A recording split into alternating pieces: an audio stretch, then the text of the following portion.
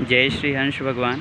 हम गंगा जी के तट पर प्रयाग पंचकोशीय परिक्रमा के दौरान इंद्र के बगीचा मुंशी के बाग के निकट स्थित श्री शंख माधव जी के आश्रम के पास आ चुके हैं, जहां वर्तमान में विराजमान हैं सदा फलदेव आश्रम, जिसका ये आप बोर्ड देख रहे हैं, अंतर्राष्ट्रीय विहंगम योग साधना केंद्र, जो कि एक अंतर्राष्ट्रीय संस्थान है। महर्षि सदगुरु सदा फलदेव आश्रम जी के माध्यम से ये संचालित है। ये प्रतिष्ठानपुर झूंसी में जो छतनाग पड़ता है वहीं स्थित है। आइए, यह दर्शन लाभ मिल रहा है आपको मार्ग का। हम आ पहुँचे हैं आचार्य निवास के निकट, जहाँ पर विराजमान रहते हैं स्वामी स्वतंत्र देव जी महाराज।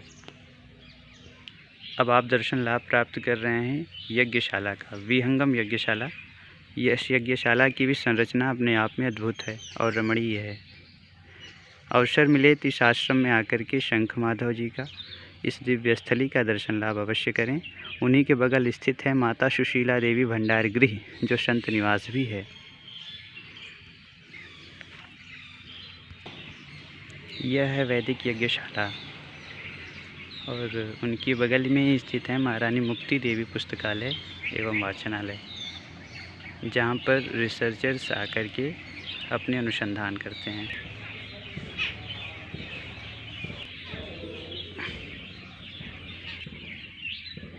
आइए अब हम दर्शन कराते हैं स्वामी सदा फलदेव महाराज जी के उस मंदिर का।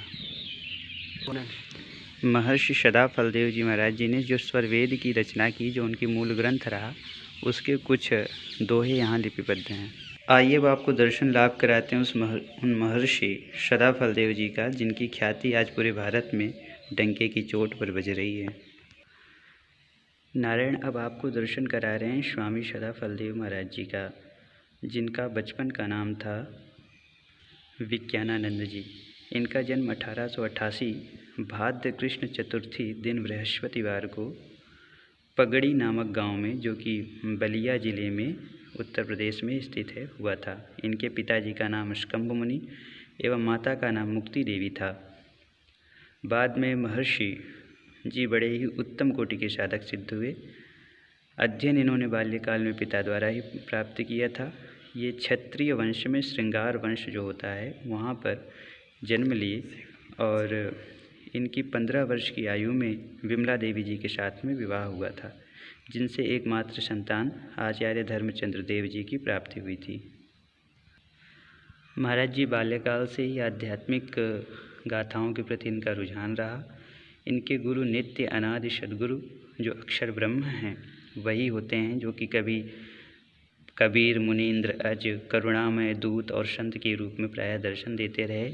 इनके सम्मुख यही नित्य अनादि सद्गुरु संत स्वरूप में प्रकट होकर के इनको 8 वर्ष की आयु से ही मार्गदर्शन देते रहे और ब्रह्म विद्या का ज्ञान प्रदान करते रहे। स्वामी सदा फलदेव जी ने जो साधना सीखी और जो दूसरों को साधना सिखाया, उसके 5 सोपान माने गए हैं।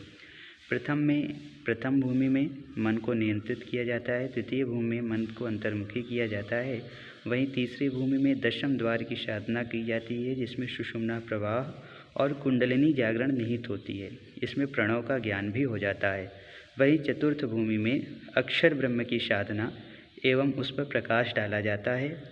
अशब्द का दर्शन भी मिलता है और उसका प्रकाश भी व्यक्ति जानने में समर्थ होता है।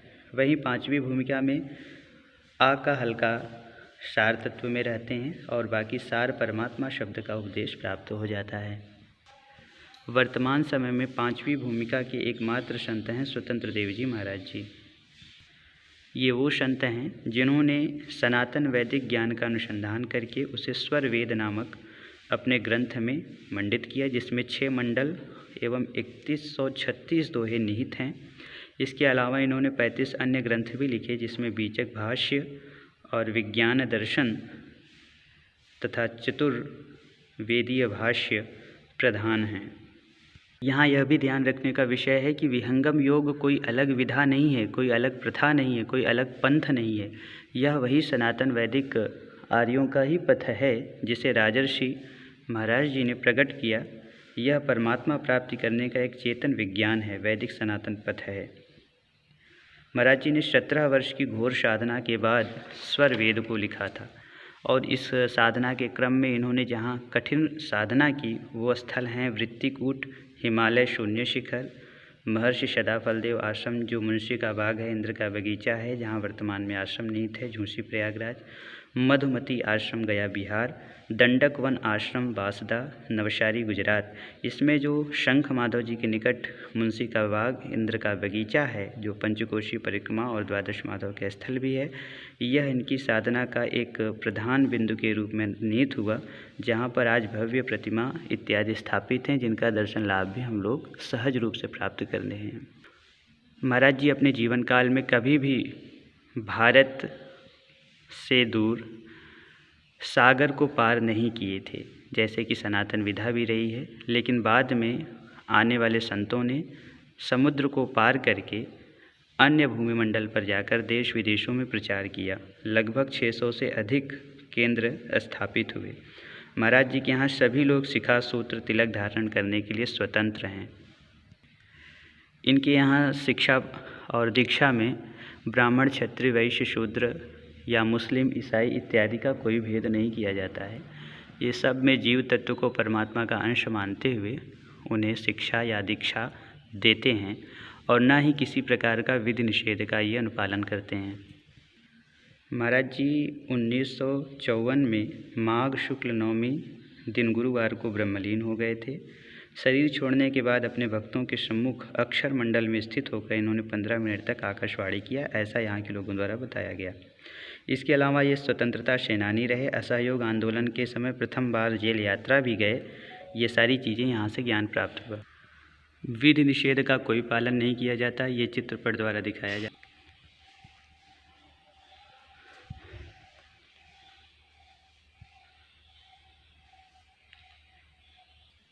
स्वतंत्रता सेनानी के रूप में सदाफलदेव जी और उनकी विभिन्न चमत्कार शक्तियों का यहाँ पर प्रतीक रूप में अंकित किया गया है।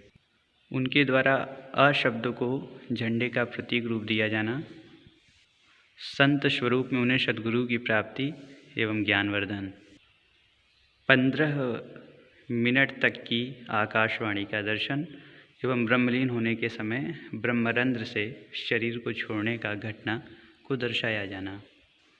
निज अनुभव वर्णन करूं, दिया ज्ञान प्रभु सोए, तेरा है तुझ में रहे, करत समर्पण सोए।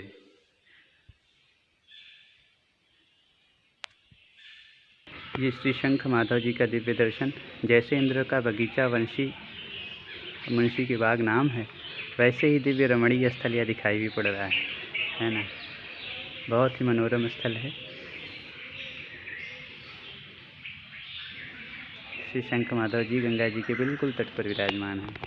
तो बंधुओं, जिस प्रकार से महर्षि सदाफलदेव जी द्वारा 5 भूमिकाओं में साधना को बताया गया, उसी प्रकार 5वीं तल पर तक उनकी मंदिरें और मूर्तियां स्थापित की गई हैं। और ये 5वीं तल से हम दर्शन करा रहे हैं भगवती माँ गंगा का और श्री शंख माधव भगवान का और उस प्राचीन वटवृक्ष का तथा महर्षि और सिद्धों की तपस्थली का, मुंशी के बाग का, इंद्र के बगीचा का और महर्षि सदाफलदेव महाराज जी की तपोभूमि का, जिसका दिव्य दर्शन आप प्राप्त कर रहे हैं। ये जो कमल की आकृति का बना हुआ प्रतीक है, बहुत ही रमणीय और मनोरम दिखता है, उसका भी दर्शन लाभ लीजिए। बहुत ही मनोरम स्थल है, रमणीय स्थल है और सिद्धों का स्थल है, तपस्वियों की स्थली है, जो उस भगवती गंगा की तट पर महर्षि सदाफलदेव महाराज जी की तपस्थली का दर्शन लाभ ले रहे हैं। हम श्री शंख माधव जी का दर्शन प्राप्त कर रहे हैं। आइए अब नीचे से और चीज़ें दिखाते हैं। यदि परंपरा की बात करें तो स्कंभ मुनि जी के पुत्र जो महर्षि सदाफलदेव जी महाराज जी हुए, उनके बाद उनके उत्तराधिकारी धर्मचंद्र देव जी, फिर स्वतंत्र देव जी, फिर विज्ञान देव जी नियमतः चले आ रहे हैं।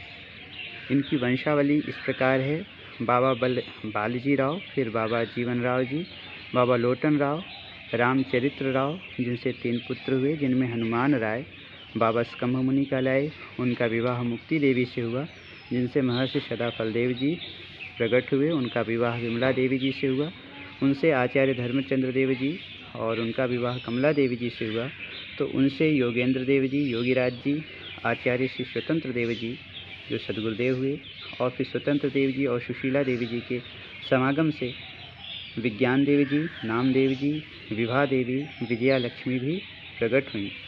और फिर नामदेव जी पूज्य विज्ञान देवी जी से प्रकट हुए।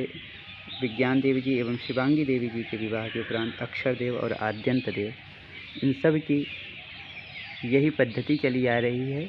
यहाँ गुरु की परंपरा एक तरह से वंश के अनुसार निर्धारित होता है, अर्थात जो महर्षि सदाफलदेव जी महाराज जी के पुत्र होंगे उन्हीं को यहाँ की गुरु उत्तराधिकारी पदवी प्राप्त होगा। फिर इसी अनुक्रम में जैसे कि हमने सबका नाम लिया, ये सभी एक ही परिवार के आगे के वंश परंपरा के हैं। आ चुके हम हैं सदाफलदेव आरोग्यम केंद्र के निकट।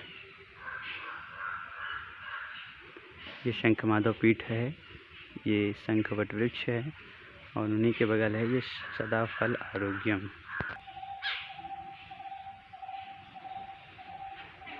यहाँ चिकित्सा की निःशुल्क व्यवस्था दी जाती है, प्राथमिक चिकित्सा की, और साधु संतों, ब्रह्मचारियों एवं तपस्वियों के लिए निःशुल्क शिक्षा, साथ में जो यहाँ के विद्यार्थी हैं उनको भी निःशुल्क शिक्षा की व्यवस्था दी जाती है। यहाँ शिक्षा, चिकित्सा, भंडारा, सामूहिक विवाह, महिला सशक्तिकरण, रक्तदान शिविर, योग प्रशिक्षण, ध्यान शिविर, नशा मुक्ति एवं धूम्रपान निषेध, पर्यावरण संरक्षण, दिव्यांग सेवा केंद्र, प्राकृतिक आपदा और राहत कार्य के प्रकल्प चलाए जाते हैं। अर्थात सनातन मान बिंदुओं की रक्षा करने के लिए यथा सामर्थ्य अपनी बुद्धि विवेक के अनुसार अनवरत प्रयासरत रहता है स्वामी सदाफलदेव जी महाराज जी की यह संस्थान। करके सत्संग किया करते थे। ये महाराज जी की ब्रह्म विद्या वेदी है, यहाँ वो ब्रह्म चर्चा किया करते थे। यहाँ पर विशिष्ट अतिथि के रहने के लिए कक्ष इत्यादि का भी निर्धारण किया गया है, जो कि आप देख रहे हैं। और यहाँ सामूहिक लोगों को भोजन पवाने के लिए कार्य किया जाता है। आइए हम अंतभाग में मिलाते हैं यहाँ के पुस्तकालय अध्यक्ष विनोद कुमार जी से। वो अपने भाव व्यक्त करेंगे संक्षेप शब्द में। कहिए। सादर प्रणाम सभी को। आप झूसी प्रयागराज महर्षि सदाफलदेव आश्रम की इस छोटी सी पुस्तकालय को देख रहे हैं, जहाँ पर हम लोग प्रूफ रीडिंग का काम करते हैं। हम सब सद्गुरु सदाफलदेव विहंगम योग संस्थान के अंदर सेवारत हैं। वास्तव में जिस सद्गुरु सत्ता के संरक्षण में रहकर हम लोग सेवा कार्य कर रहे हैं, वह सद्गुरु सत्ता एक ऐसी सत्ता है जिन्होंने 17 वर्षों की कठोर तपस्या के पश्चात समाधि के चेतन महामंडल पर अवस्थित होकर समस्त भौतिक एवं आध्यात्मिक ज्ञान विज्ञान को प्राप्त करने के बाद यह संकल्प लिया कि यह ब्रह्म विद्या का दिव्य ज्ञान जो लुप्त था उसे मैंने प्रकट तो कर दिया, अब इस विद्या को जन जन तक पहुंचाने के लिए मुझे एक किसी विशेष आधार की आवश्यकता पड़ेगी। और उसी आधार पर सद्गुरुदेव ने हिमालय के शून्य शिखर आश्रम पर स्थित होकर के स्वरवेद नामक आध्यात्मिक सदग्रंथ की रचना की। के अंदर में हम सब देख रहे हैं कि यहाँ जो माधव जी का पावन मंदिर है, शंख माधव मंदिर है। इसमें बहुत सारे श्रद्धालु प्रतिदिन आते हैं, दर्शन लाभ प्राप्त करते हैं। हम सब भी दर्शन लाभ प्राप्त करते हैं। आश्रम के साथ साथ में हम लोगों का यह भी सौभाग्य मिला है कि मंदिर हम लोगों के समीप है, जिसमें जा कर के हम लोग दर्शन लाभ प्राप्त करते हैं, साधना भी करते हैं। उसी परिक्रमा के अंदर में इंद्र का बाग आता है और यहाँ मुंशी का बाग है, उसका भी उसमें समावेश है। तो आप सबसे आग्रह करेंगे कि आप सब भी आकर के आश्रम का भी दर्शन लाभ प्राप्त करें, यहाँ के परमाणु से भी अपने आप को आप ओतप्रोत करें और साथ में मंदिर का भी लाभ प्राप्त करें। बोलिए सदाफलदेव महाराज जी की जय, सद्गुरुदेव भगवान की जय, श्री शंख माधव की जय, जय, प्रयाग पंचकोशीय परिक्रमा की जय, जय जय श्री हंस भगवान।